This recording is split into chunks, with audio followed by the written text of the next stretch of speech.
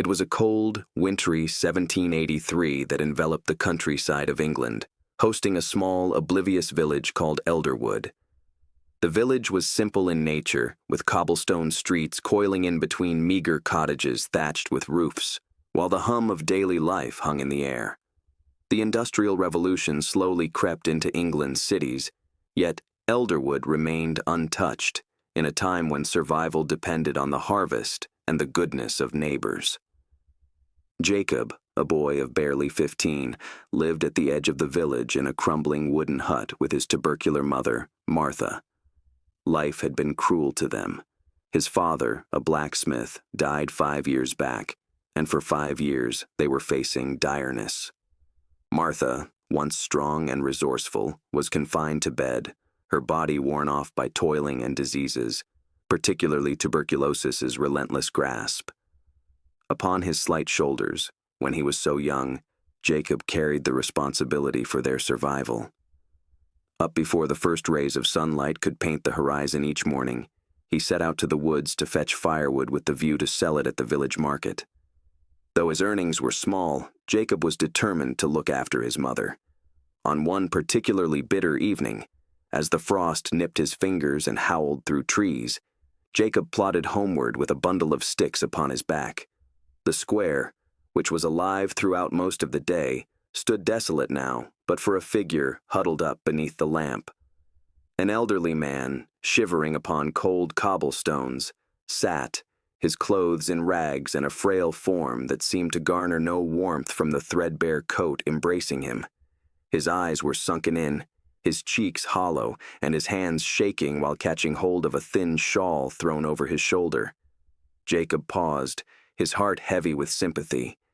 He knew the pain of hunger and the bite of the cold all too well, yet he also knew he had little to spare. His own home was scarcely warmer, and the firewood he carried was meant to keep his mother warm through the night. Torn between his duty to his mother and his compassion for the stranger, Jacob hesitated. The old man's eyes met Jacob's, and in them he saw a silent plea. Without another thought, Jacob knelt beside him, shrugging off his own thin woolen coat and draping it over the man's shoulders. "Here," he said softly, "this will keep you warm." The man tried to protest, but Jacob silenced him with a gentle smile. "But what about you, boy?" the man rasped, his voice cracking from the cold. "I'll manage," Jacob replied, though he wasn't sure how.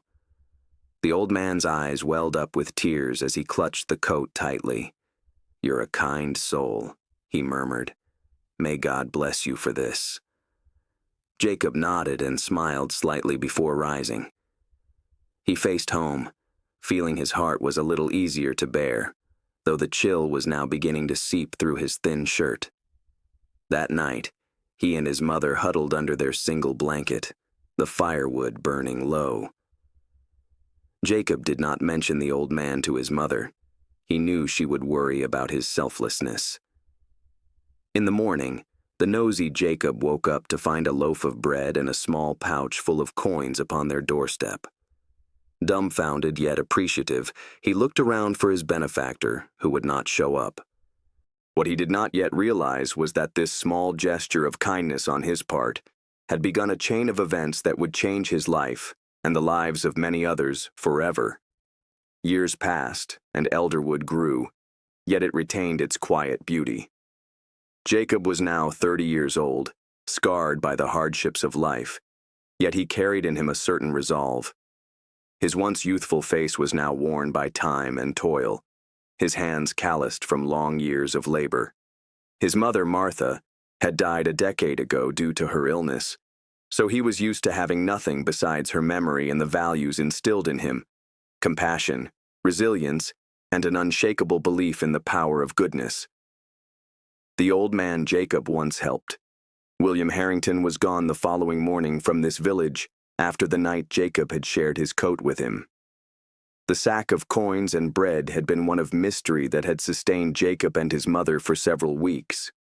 But soon enough, life took its usual fast tempo. Jacob thought he would never see William again, nor did he expect any form of gratitude in return for his small act of kindness. Little did he know, in the unseen corridors of fate, that single act set off a chain reaction, which was to complete its circle in his life. It was on a briskly cold autumn morning that one of the largest carriages any of them in Elderwood had ever seen rolled into the village square. The villagers gathered, murmuring amongst themselves in curiosity as their eyes fixed on the great, opulent vehicle. It was a family crest on the carriage, golden and gleaming bright in the sun. Out stepped a man in his 60s, his posture regal yet warm, his eyes scanning the crowd as though searching for someone. Jacob, standing near the edge of the square with a bundle of firewood, paid little attention until the man's gaze landed on him. The man's face softened with recognition, and he approached with purpose. "You," the man said, his voice filled with emotion. "You're Jacob, aren't you?" Jacob blinked, having no idea how this stranger could have known his name. "Yes," he answered warily. "And you are?" The man smiled. "William Harrington. I owe you my life." Jacob's mind tumbled to file through all memories. Suddenly, like a tsunami crashing over him, the freezing night of 15 years ago returned, the old man in front of a lamppost. The old man at the lamppost. He whispered low, his voice no more than a murmur. William nodded. "Indeed. You saved me that night, though you didn't realize it. Your act of kindness saved me not just from the cold, but actually helped restore my faith in humanity." William Harrington had been a successful merchant in London, but a series of personal and financial tragedies had rendered him a pauper, wandering the countryside. Jacob's act of kindness had reignited his will to live. The next morning, William had resolved to rebuild his life, using the last remnants of his resources to start anew. Over the years, he had regained his fortune, and more importantly, his sense of purpose.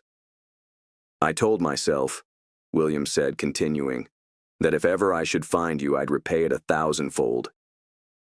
Jacob was taken aback. "I didn't do it in hopes of expecting anything in return," he finally said in a quiet tone. "That's precisely why it meant so much," William replied. True to his word, William Harrington went to work to transform Elderwood.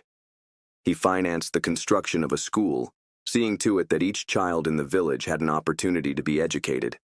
A hospital was erected, bringing doctors and medical services to the town. Roads were paved, wells were dug, and new prospects opened up to the villagers. Jacob remained humble, refusing to accept any personal riches, but instead chose to oversee the projects and ensure that William's generosity was put to good use. His heart swelled with pride as he saw his fellow villagers' lives improve. One evening, as the sun dipped below the horizon, William and Jacob stood together, overlooking the bustling village square. Children laughed as they played, merchants bartered in the market, and the once forgotten village now thrived. "You've given this village a second chance," Jacob said, his voice filled with gratitude. "No," William said, laying a hand on Jacob's shoulder. "You gave me a second chance. This is your legacy, Jacob. A small act of kindness can ripple through time, changing lives in ways we can't even imagine." Over the years, Jacob's story became somewhat of a legend at Elderwood. The school carried his name, and indeed, generations of children would grow up hearing the tale of the young boy who gave his coat to a stranger. He was a simple life, but his was full of contentment, knowing that little act of kindness had sparked revolution. On his deathbed, surrounded by all the villagers whom he had helped and the community he had nourished, Jacob whispered his last words. "Kindness is never wasted. It always finds its way back."